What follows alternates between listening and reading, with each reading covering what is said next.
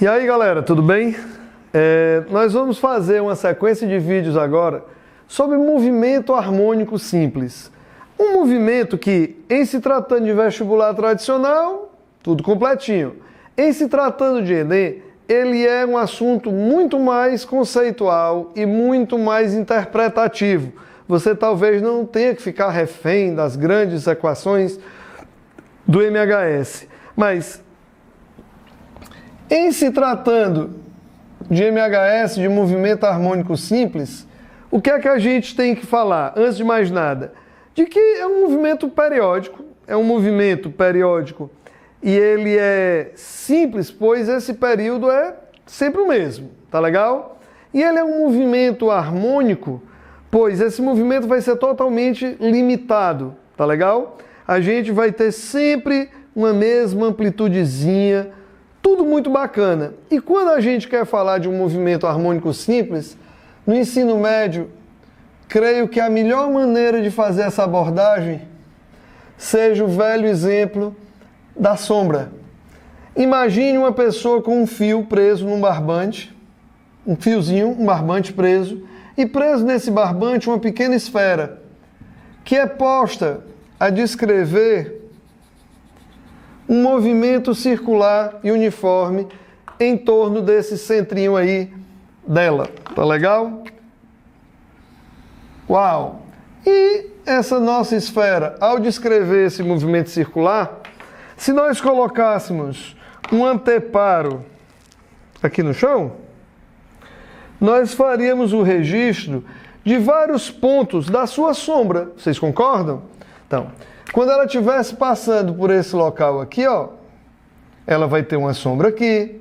Quando ela estivesse passando por esse local, ela faria uma sombra aqui.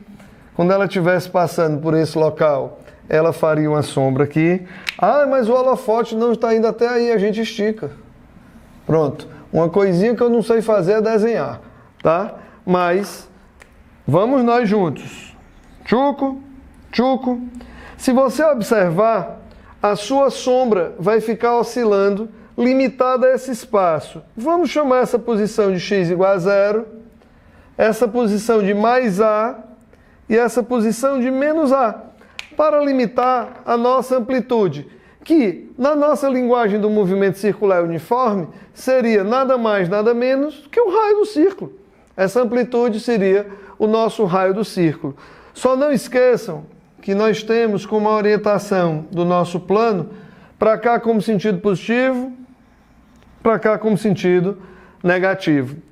E quando a gente trabalhava com movimento retilíneo uniforme, não custa nada a gente buscar isso, quando nós trabalhávamos com movimento retilíneo uniforme, quem regia o nosso estudo do movimento retilíneo uniforme era a equaçãozinha da velocidade, que é constante. E que se a gente desenvolvesse, chegaria na nossa função S igual a S0 mais VT. Tá joia? E meus amigos, em se tratando de movimento circular uniforme, bastava que nós trocássemos as letras, né? Velocidade angular, espaço angular, tempo. Jesus chegou? E se nós fizéssemos essa troca aqui, olha só. Espaço angular inicial, velocidade angular, vezes o tempo. Seria importantíssimo para mim que você visse que foi uma mera substituição de letras daqui para cá. Tamo junto? Uma mera substituição. Nada mais do que uma mera substituição. E meus amigos, olhem só. Quando essa partícula estiver num ponto intermediário, ela vai estar numa posiçãozinha x aqui, intermediária. E esse tamanho x é esse mesmo tamanho x aqui. E se esse corpo andou um certo ângulo, φ daqui para cá, tudo bem? Lembrando que o raio se chama amplitude, fazendo uma breve decomposição de vetores, o que é que nós podemos dizer? Que x, fazendo o mesmo princípio da decomposição de vetores. Esse comprimento aqui, quem é cosseno de φ? X sobre A. Nós temos um triângulozinho, um retângulo bem aqui, ó. X sobre A. Mas, meus amores, olha só. na hora que a gente divide o x pelo a e diz que isso é igual ao cosseno de φ, quem vai ser x? Vai ser a vezes o cosseno de φ. Mesmo você que vai fazer vestibular de universidades estaduais, que ainda usa todas essas equações, diminua um pouquinho o seu pavor. Ele só fez trocar esse φ pelo φ0 mais ômega t, meu príncipe. E aí você deve estar dizendo, mas como é que a gente vai utilizar isso? Muitos problemas são de identificação de termos, a amplitude é esse termo solitário aqui, esse φ0 a gente chama de fase inicial do movimento harmônico simples, e esse Wzinho, esse ômega, ele é também chamado de pulsação, tá legal? Mas é a nossa velocidade angular, tá joia? A nossa frequência angular. Mas que tal a gente fazer uma pausazinha para meditação bem aqui? Olha só. Não, vou fazer aqui mesmo. Olha só. Se a nossa velocidade angular é o ângulo sobre o tempo, o ângulo para uma volta não se chama 2π radianos? O tempo para uma volta não se chama período? Olha só que barato. Muitas vezes eles pedem para a gente olhar para cá e dizer qual é a frequência daquele movimento harmônico. Para eu descobrir a frequência, eu não teria que ter o período. E o período está associado a quem? Ao ômega. Então, quem olha para o ômega joga na relação 2π sobre o período e descobre o período. O mais importante aqui é desmistificar, tranquilo? Desmistificar. Meus amores, com bem calma, o teu vetor velocidade está bem aqui, ó, do movimento circular uniforme. Mas se nós fizermos a decomposição, nós vamos ter aqui, galera, seguinte, nós vamos ter que a nossa velocidade do MHS é essa componente aqui, ó. E, com bem calminha, se esse ângulo é φ, esse ângulo é θ, esse ângulo aqui é φ. De novo, tudo bem? Vou colocar aqui, velocidade do MHS. Somam 90 graus. Aqui também dá 90 graus. Isso aqui é θ, aqui é φ. Aqui também é 90 graus. Isso aqui é φ, aqui é θ.